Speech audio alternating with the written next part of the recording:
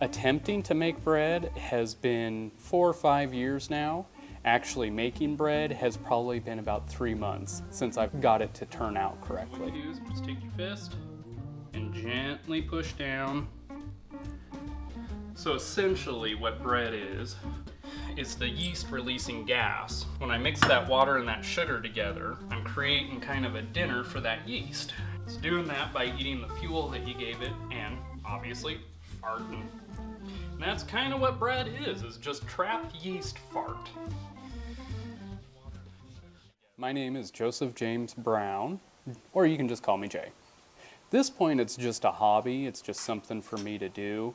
I like it because I can give them away to friends and family, and it's a product that brings everybody joy, I hope.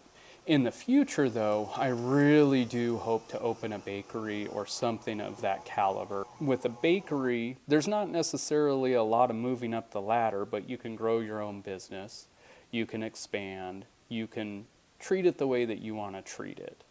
That's what I enjoy about the thought of opening a bakery, being able to control the business myself. Use whatever you want to mix. I like this because when I go to mix the yeast in there, it doesn't stick to it as much. We're going to wait until this foams up. It ends up looking like the top of a coffee cup with foam on it, or root beer, depending upon how you look at it. And while that is setting, and it should take about 5 minutes to do that, we're going to go ahead and grease our bowls and our pans.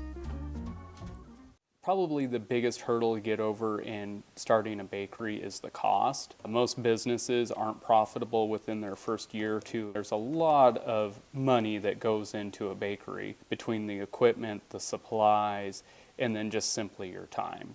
That's going to be my biggest hurdle. Something along the lines of a cafe is a lot more involved than what I want to get into at this point. I'm more interested in producing baked goods and selling them versus making coffees and small breakfasts and lunches and such. That requires a lot more kitchen in some ways. And again, you go back to the cost. If you've got it, this is a wonderful thing. It's a beater blade with a spatula on it. No more scraping the sides of the bowl.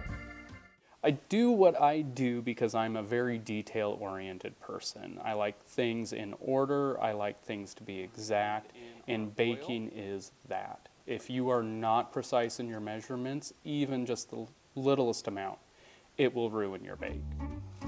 A lot of recipes ask for you to add the salt at this point. I don't like to do that. I actually like to take the flour and add at least a cup in there first.